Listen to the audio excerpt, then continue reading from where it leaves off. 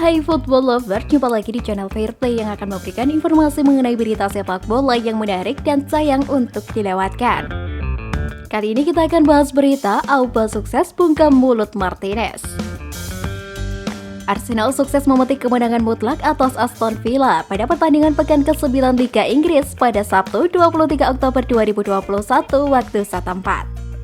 Kemenangan ini juga sangat penting buat Arsenal mengingat mereka belum pernah menang dalam 3 pertandingan terakhir di semua kompetisi. Tersaji di Stadion Emirates, laga Arsenal versus Aston Villa berkesudahan dengan skor 3-1.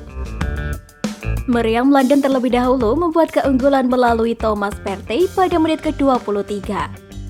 Pierre-Emerick Aubameyang menambah keunggulan pada menit ke-45+6.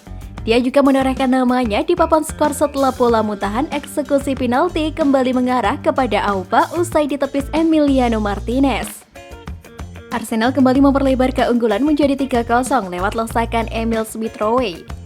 The Villa hanya mampu memperkecil ketertinggalan pada menit ke-82 melalui Jacob Ramsey. Sorotan tersaji saat Lacazette terlibat cekcok adu mulut dengan rekan senegaranya Lionel Messi, Emilio Martinez. Insiden dimulai saat Matt Targett melakukan pelanggaran di dalam kotak penalti.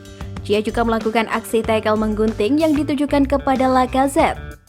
Awalnya wasit tidak menggubris pelanggaran tersebut, namun dia membalikan keputusannya setelah melihat tayangan ulang melalui VAR. Martinez termasuk di antara para pemain Villa yang marah dengan keputusan yang diberikan oleh sang wasit. Seperti biasa, Martinez yang terkenal dengan cara pesaiwornya mencoba mengganggu konsentrasi dari Aubameyang yang ditunjuk sebagai algojo tendangan 12 yard. Namun belum sempat melakukan intervensi, Lacazette langsung berteriak dan meminta rekan Lionel Messi di timnas Argentina itu untuk berbalik ke posisinya. Keduanya sempat bersitegang dengan insiden drama penalti itu.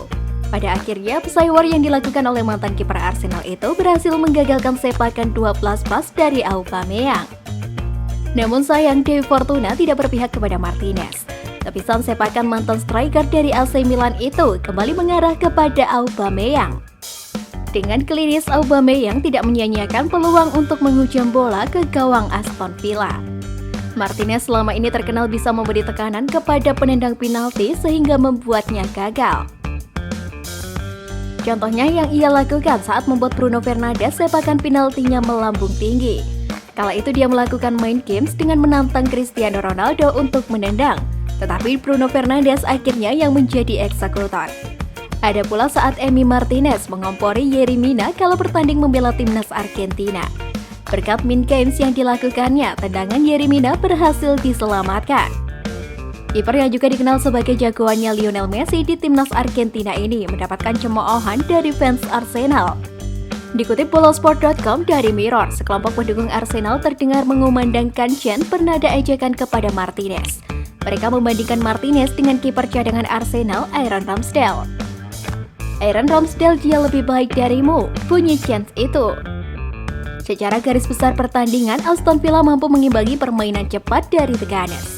Namun untuk urusan intensitas serangan, Meriam London membukukan 22 kali upaya tembakan berbanding 10 milik tim tamu. Emil Smith-Rowe terpilih menjadi pemain terbaik dari laga ini. Smith juga tampil luar biasa sepanjang pertandingan dengan sumbangsi 1 gol dan 1 assist. Selain itu, dia juga tercatat memberikan 4 umpan kunci. Smith konsisten mengancam pertahanan Aston Villa dengan akurasi umpan mencapai 85% dan 3 kali melakukan triple sukses. Tambahan 3 poin membuat Meriam London kini menduduki tangga ke-9 klasemen Liga Inggris. Anak asuh Mikel Arteta membukukan jumlah poin yang sama dengan Manchester United dengan raihan 14 poin. Duet dengan Lukaku, inilah formasi lengkap Haaland ke Chelsea. Baru-baru ini Thomas Tuchel secara terbuka mengatakan kalau diskusi soal Erling Braut Haaland sempat terjadi di balik layar Chelsea. Sayangnya harga yang dipatok Borussia Dortmund terlalu mahal. Sudah bukan rahasia lagi kalau Chelsea mencari penyerang baru di bursa transfer musim panas kemarin. Beberapa isu sempat mengaitkan mereka dengan Haaland, namun cuma Romelu Lukaku yang terrealisasi. Ambisi The Blues untuk memiliki pria asal Norwegia tersebut sepertinya belum pupus. Pada tahun 2022 mendatang, Haaland bisa direkrut dengan harga yang lebih murah karena ada klausul rilis sebesar 75 juta euro. Lantas, bagaimana jadinya starting 11 Chelsea kalau memiliki Haaland dan Lukaku di lini depan? Dengan mengusung formasi 3-5-2 berikut tentunya. Edward Mendy. Posisi penjaga gawang sudah jelas diberikan kepada Edward Mendy yang tampil konsisten sejak direkrut dari Rennes pada tahun 2019 silam. Andai berhalangan, Thomas Tuchel tentunya bisa mempercayakan Kepa Arrizabalaga yang mulai bermain apik dalam beberapa kesempatan. Jules Koundé. Jangan kaget melihat nama ini. Koundé sangat nyaris pindah ke Chelsea pada bursa transfer musim panas kemarin.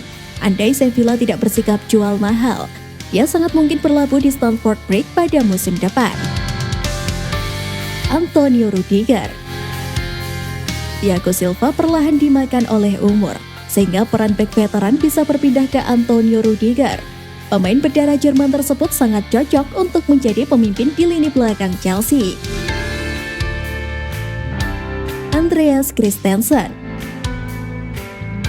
Sempat menjadi sosok terbuang di Chelsea sampai nasib baik menghampirinya. Performa Christensen kini kian membaik di setiap musim dan sudah hampir pasti akan menjadi bek andalan Chelsea selama beberapa tahun ke depan.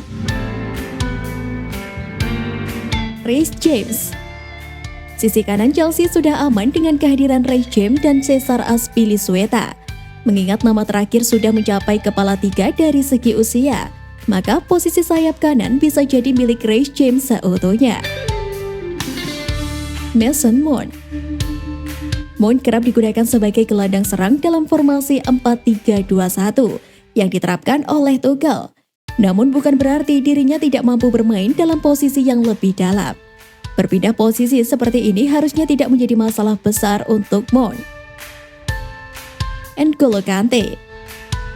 Peran gelandang serang sudah pasti dipegang oleh Mount untuk menjaga keseimbangan di lini tengah, maka Chelsea membutuhkan sosok gelandang bertahan yang handal dalam memutuskan serangan lawan. Kante sangatlah cocok dengan peran tersebut. Jorginho. Setelah selain gelandang serang dan bertahan, dibutuhkan juga pemain bertipe pengatur serangan di lini tengah. Posisi ini sudah pasti milik Jorginho yang memainkan peran serupa ketika membawa timnas Italia juara Euro 2020. Marcos Alonso. Posisi sayap kiri membuat dilema. Ben Chilwell memiliki usia yang lebih muda, namun konsistensi performa Marcos Alonso sangat sulit untuk dipandang sebelah mata. Dia adalah salah satu pemain favorit Tuchel, sehingga bukan tidak mungkin pria asal Spanyol tersebut tampil lebih sering ketimbang Chilwell. Romelu Lukaku. Lukaku belum mencetak gol lagi buat Chelsea sejak membobol gawang Zenit St. Petersburg di bulan September lalu. Namun bukan berarti dirinya pantas ditinggalkan di bangku cadangan. Postur yang kokoh dan tinggi menjulang membuat Lukaku cocok untuk menjadi papan pantul di lini depan. Terakhir adalah Erling Haaland. Determinator sangat mengerikan dalam urusan menjebol gawang lawan dengan torehan 70 gol dari 69 penampilan di Dortmund. Bantuan Lukaku sebagai papan pantul bisa memberikan ruang besar bagi Haaland untuk mencetak gol lebih banyak lagi buat Chelsea kalau jadi pindah. Bagaimana football lovers? Hal ini menarik untuk kita tunggu.